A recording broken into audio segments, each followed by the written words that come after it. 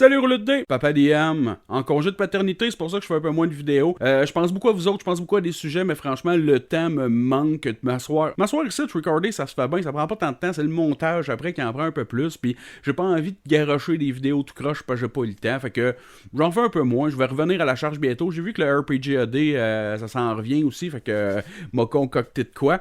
Mais bon, en attendant, j'ai lu beaucoup de jeux de rôle là, en PDF sur mon téléphone, mais c'est acheté beaucoup de stickers de Donjons Dragons aussi, ainsi que j'ai fabriqué cette petite Dice Tower faite de dés. C'est pas une Popsicle Tower, non, c'est une Dice Tower faite en dés, mélangée de la peinture avec de la cannelle pour faire petit effet là.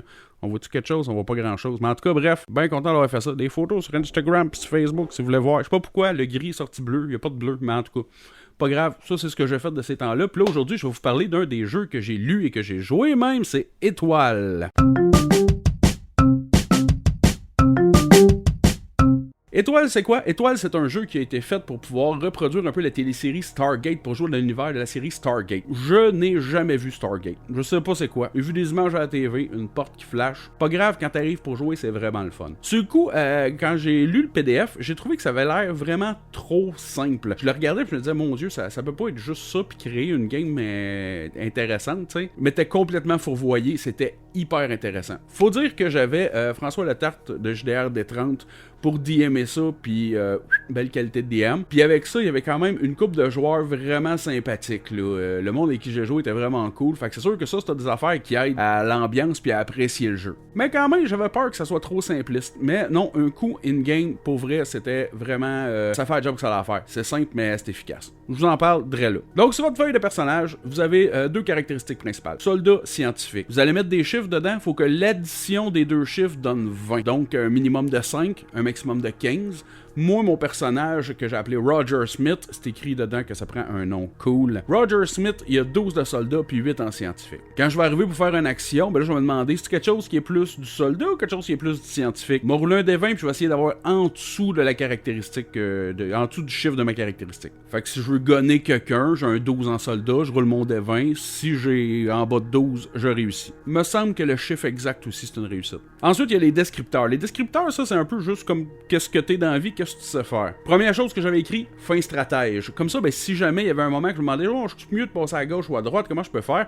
Ben là, je vais rouler mon jet de soldat, mettons, pour dire, en tant que soldat, tu sais, ta stratégie, ça serait quoi? Mais vu que je suis un fin stratège, je vais rouler 2 fois mon D20 puis prendre celui qui fait mon affaire. Ensuite, j'avais choisi expert en explosif. Comme ça, ben, quand je garoche une grenade, ben, j'ai plus de chances de faire ce que je veux, vu qu'encore une fois, je vais lancer un test de soldat, 2D, prendre celui qui fait mon affaire. Et mon dernier descriptif, c'était charismatique. Comme ça, ben, si jamais j'avais besoin de convaincre quelqu'un quelque chose, je pouvais utiliser un peu ma belle gueule. Autre chose, après ça, vous allez avoir une faille. La faille, ça, c'était un peu... Ben, en fait, c'est exactement le contraire du descriptif. C'est quelque chose qui vient un peu de tirer d'impact. Moi, j'ai choisi... Ben, ce que j'ai écrit, c'est intrépide, péjorativement parlant. Parce que je savais pas trop comment l'écrire. Grosso modo, mon personnage n'est pas toujours conscient du danger. Lui, il aime ça quand ça fait boum, mais il aime ça le wire. Tu sais, il est pas du genre à garocher une grenade, s'en aller l'air cool avec une explosion en background.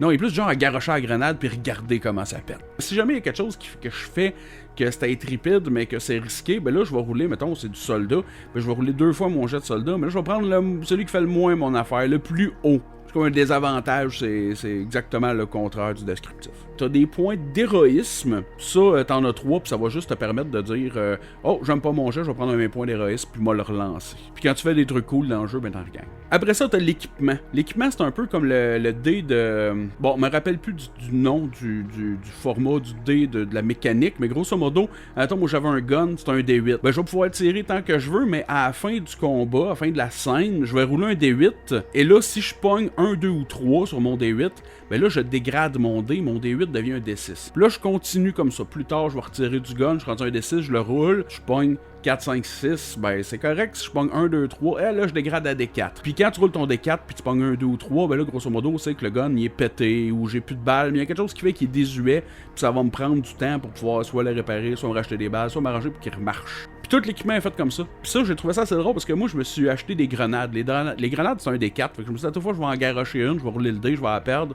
Ben non, j'ai pas arrêté de rouler des 4 à ma première game. J'avais des grenades, ça finissait plus. Mais j'aime bien ce système-là là, de dés utility dice, des dés d'utilité. En tout cas, j'ai bien aimé ça, comment ça fonctionne, ce petit concept-là. Puis c'est facile aussi de suivre. Tu sais, t'as pas besoin de compter tes balles, compter tes trucs. C'est facile là, comme mécanique pour pouvoir savoir où c'est que t'en es dans l'utilisation de ton équipement. Donc voilà, c'était un petit résumé des règles rapide. Là. J'ai oublié 2-3 affaires pour les armures, mais pour vrai... document, un PDF, c'est Eric Blaise qui a fait le jeu. Eric Blaise, c'est ce gars-là, sur cette chaîne-là. Et un bon jeu de rôle, moi je l'ai en français, pas mal sûr que c'est sa langue d'origine. Pour 35 pages de PDF, bien écrit, facile à lire, facile à mettre en place, à jouer, à montrer à jouer, easy. Super content de ma découverte. Fait que c'est vrai ça, si vous voulez voir un petit exemple, j'ai posté sur ma page Facebook une game que j'ai faite avec François Latarde de JDR D30. Là, on a streamé ça, fait que si ça vous tente d'aller voir, c'est là. Puis sinon, j'espère que vous avez apprécié. Checkez ça, jasez-moi-en, on s'en rejase. Ciao, bye!